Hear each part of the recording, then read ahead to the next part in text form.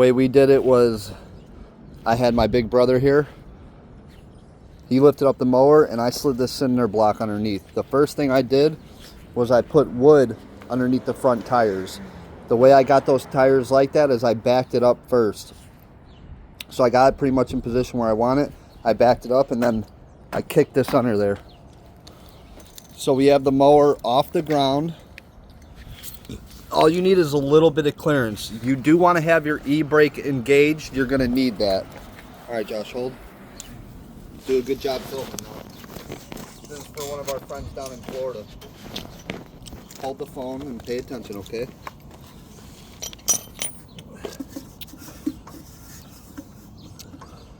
On your rim, there's going to be 2 arrows. That's where you want to take a little pry bar and pry.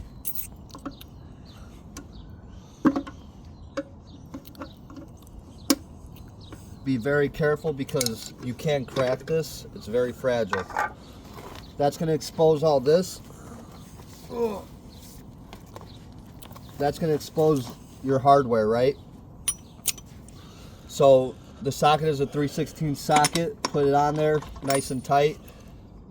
The motor's engaged, or the e-brake is engaged, so this tire is not going to spin. But if you do this without an extension, you're not going to be able to take it off. So you need at least a 5-inch extension. This is a 10-inch because it's all I have. Safety glasses on, right?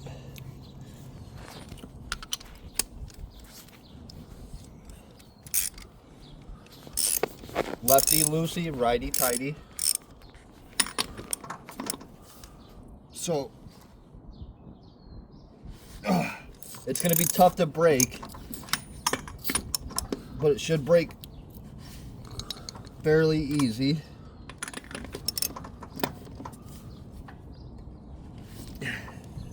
And then you're going to take that off. Just like that.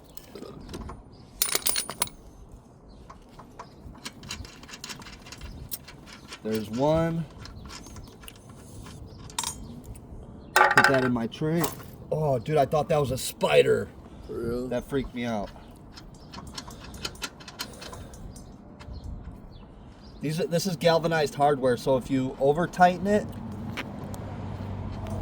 you're gonna strip it.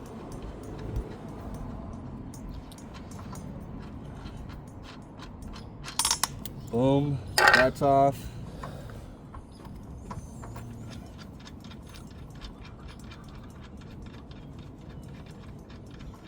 Now, since I'm doing this, taking it off, I'm actually gonna grease my hubs. You don't have to if you don't want to. They're non-serviceable, so you're really not supposed to. It's only if you like bend the axle and you need a new hub, but that's just me. I'm kind of an overdoer on some things. Josh, keeping that camera straight? Yeah. Okay. And then now it'll come off. You do not need to take the cotter pin off or this axle nut, but they're good tools to have for in the future if you need to replace this hub, okay? You basically take this cotter pin off, unscrew the hub, take this out, and you put a new one on. Usually when you have to replace this, it's because the splines went bad in the back. All right, Josh, follow me. Be a good filmer now. Come over here.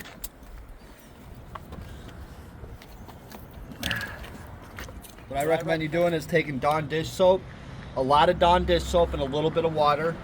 Start spraying down your rim like this. Be super generous. And make sure the tire is completely aired up.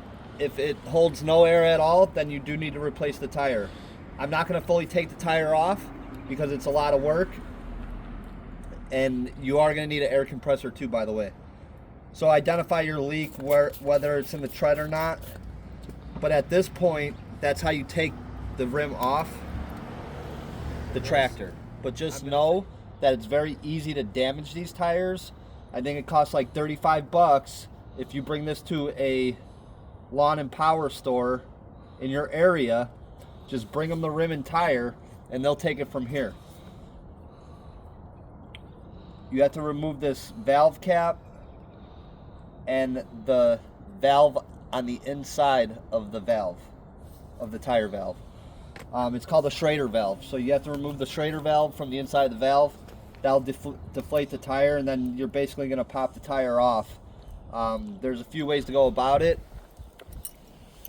I use tire spoons.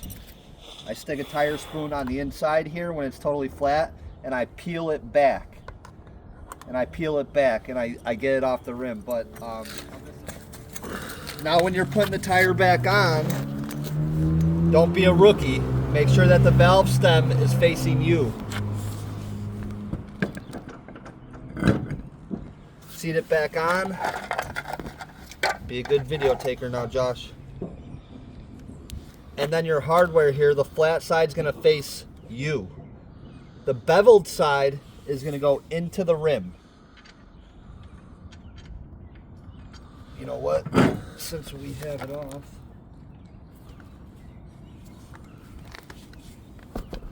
one thing I highly recommend you doing before you put it back on is just wiping off and go in a circular motion and wipe these off. What you're doing is you're getting rid of grease and debris, and it'll stop you from cross-threading or damaging your hardware.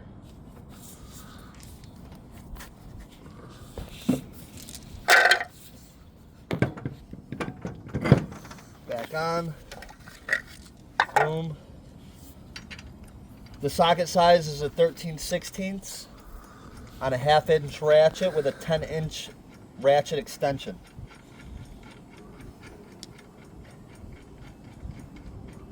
There is a method to putting this back on, that's why I'm showing you.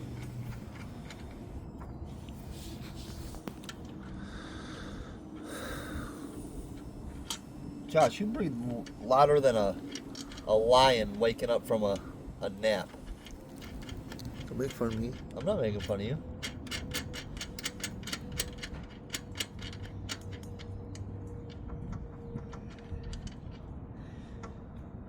So when you're putting this back on, you don't want to go in a circular motion, tighten it down. You want to tighten this one, then this one, then this one, then this one, then come back and snug this, snug that, and snug this.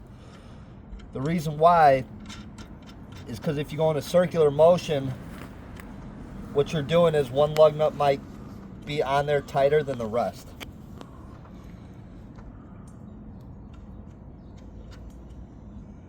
And these should go on fairly simple.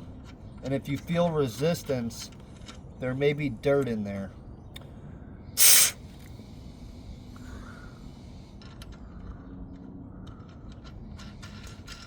Yep, should just go right on like that.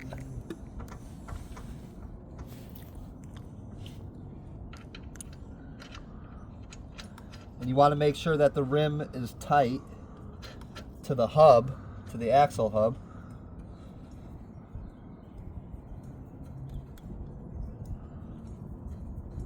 And remember, all this is put together with machinery, and it is eco products, and as we know, so I'm going to tighten this one first, then I'm going to tighten this one,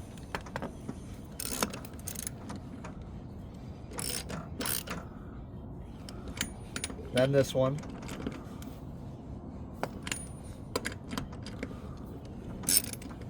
then this one.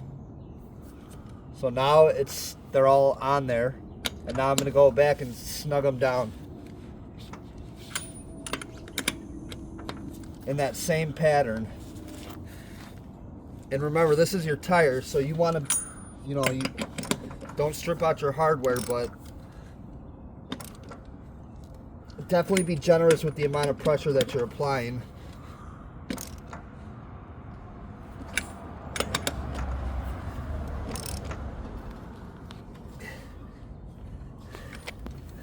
Boom. That's on. The hole is for the valve cap. Put that back on. And you're done. Hope that works for you. Stop it.